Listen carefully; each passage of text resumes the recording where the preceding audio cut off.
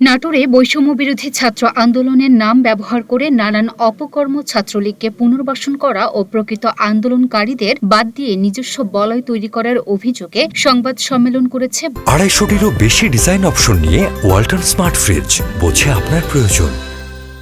বৈষম্য বিরোধী ছাত্র আন্দোলনের অপরপক্ষ। মঙ্গলবার দুপুরে শহরের একটি রেস্তোরাঁয় আয়োজিত সংবাদ সম্মেলন করে এই অভিযোগ করেন সরকার পতনে আন্দোলনের মাঠ পর্যায়ে থাকা শিক্ষার্থীরা। অধ্যক্ষকে প্রধান অতিথি হিসেবে শহীদ মার্চ নামক কর্মসূচি আয়োজন করে, যা সাধারণ শিক্ষার্থীদের ছাত্রলীগকে পুনর্বাসন করা হচ্ছে। সংঘোষিত সমন্বয়করা নিজেরা প্রিন্ট করে কমিটি প্রকাশ করেছে। নাটোরে 18 তারিখের কোটা সংস্কার আন্দোলন ও 4 তারিখের সরকার পতনের আন্দোলন হয়েছে। আওয়ামী পরিবারের অনেকেই ছিল যারা নেত্রীর প্রশ্নে আপোষহীন। তারা সরকার পতনের আন্দোলনের বিরোধিতা করেছে, অথচ 5 আগস্ট দেশ স্বৈরাচার মুক্ত হবার পর থেকেই তাদের দৌড়ঝাঁপ বেড়েছে সবচেয়ে বেশি, এবং তাদের সমন্বয়ক হবার শখ তাদের, যার ফলে আন্দোলনকারীদের মধ্যে দুই পক্ষ হয়ে গেছে। আমরা যারা সরকার পতনের আন্দোলনকারী রয়েছি তারা নিগৃহীত হচ্ছি আওয়ামী পরিবারের কোটা সংস্কারের আন্দোলনকারীদের দ্বারা। অনেকে 3-4 আগস্ট ছাত্রলীগের সাথে পিকেটিং এ জড়িত ছিল। তাদের মধ্যে কেউ কেউ নিজ দলের লোকজনের দ্বারা আহত হয়েছে। আহত হবার পর তাদের পরিচয় পাল্টে আন্দোলনকারী হয়ে গেছে।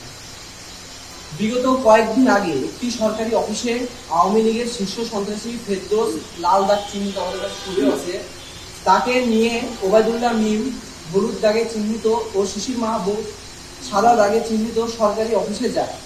ফেরদৌস তালুকদার একজন সন্ত্রাসী ও নাটোর জেলা আওয়ামী লীগের শ্রম বিষয়ক সম্পাদক এবং শীর্ষ সন্ত্রাসী নান্নু শেখের সংগঠিত সহযোগী। বিগত 18 জুলাই থেকে 5 আগস্ট পর্যন্ত সে কোটা আন্দোলনের সম্পৃক্তকারীদের বিভিন্নভাবে প্রাণ নাশের হুমকি থেকে 5 আগস্ট পর্যন্ত সে কোটা আন্দোলনের সম্পৃক্তদের বিভিন্নভাবে প্রাণ নাশের হুমকি দেয়। এই সকল সন্ত্রাসীদের 5 তারিখের পর ঠাঁই হয় ওবায়দুল্লাহ মিম ও শিশিরের সাথে, এবং সেই সন্ত্রাসীদের বিভিন্নভাবে ব্যবহার করে মিম ও শিশির সাংবাদিক মহল থেকে শুরু করে সব জায়গায় নিজেদের সমন্বয়ক দাবি করে যাচ্ছে। নাটোরে কোনো সমন্বয়ক না থাকলেও তারা নিজেদের সমন্বয়ক পরিচয় দিয়ে গণমাধ্যমে বক্তব্য দিচ্ছে। এই বিষয়ে আপনারা নিশ্চিত অবগত আছেন। 11 তারিখে কেন্দ্রীয় সমন্বয়কদের উপস্থিতিতে আহতদের পরিবারের সাক্ষাৎকার অনুষ্ঠানে 4 আগস্ট আন্দোলনের আহত অনেককে ডাকা হয় নাই এবং এই বিষয়ে অবগত করা হয়নি। তবে কি এমন বৈষম্যের জন্যই নিজের বুক পেতে দিয়েছিল তারা? সংবাদ সম্মেলনে বক্তারা প্রমাণস্বরূপ বিভিন্ন প্রিন্ট করা ছবি সাংবাদিকদের উপস্থাপন করেন। এ সময় উপস্থিত ছিলেন সরকার পতনের আন্দোলনে আহত শিক্ষার্থী নক্ষত্র সাদ প্রমুখ।